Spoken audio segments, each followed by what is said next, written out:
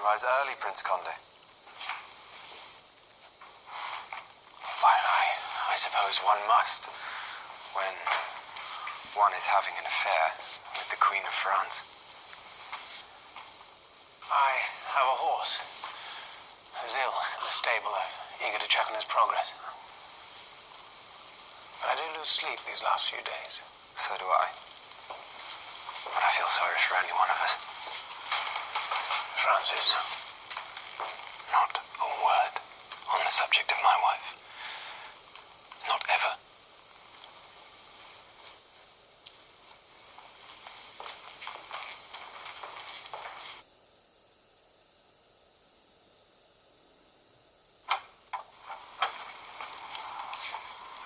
Where have you been? I was kept late at the castle. Sorry. Didn't mean to keep you waiting. It's not the waiting I mind. I worried I wouldn't see you again. How could you think that? You're a good man. A man I want. And I know this isn't what you want. The woman I am now, in this place, is that enough for you? No. I want the woman that you are tomorrow. And the day after that. And the day after that. I will never stop wanting more of you.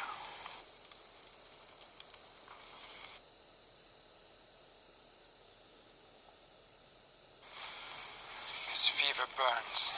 If it does not break, now might be the time to send for your son, Charles. No. All we can do now is pray.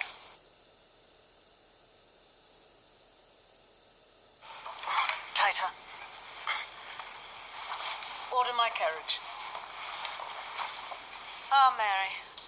Any news of your star-crossed lover? I was considering who might have set fire to his townhouse. Don't suppose you had anything to do with it? Me? Oh, if only I could take the credit. But I had no idea that treacherous Bourbon was ready to slip into Elizabeth's bed. He really is attracted to queens, isn't he? You have always wanted him gone, believing that if anything ever happened to Francis, Condé would be a rival to your family for the throne. I'm moved that you're still defending him. I suppose that's natural, given your own guilt. My separation from Francis is complicated, and you know that. I'm not talking about your failed obligations to my son, but about that poor prince you led down the garden path.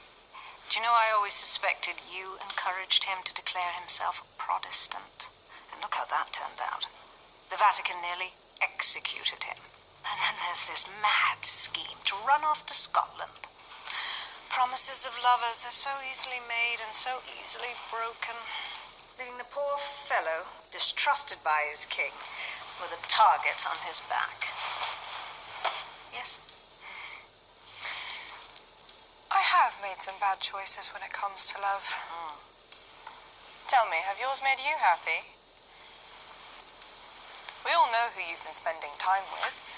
Another man who dares not come to court for fear of what the king may do. Does he make you feel alive again when these walls are closing in on you? Narcisse may be a murderer and a liar, and he may be using you, but at least you can tell yourself he's not a Bourbon.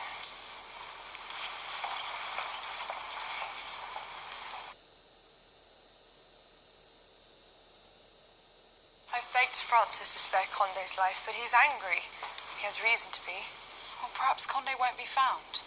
Perhaps he's already on his way out of the country. Even if that's so, where would he go? What if he goes back to Elizabeth and we learn that she started the fire? What if she changed her mind and she wants to erase all traces of the marriage? He could escape death here in France, only to face death in England. Just wish I could find him first. I believe I know someone who could be helpful. Someone who hears a great deal of gossip and loose information.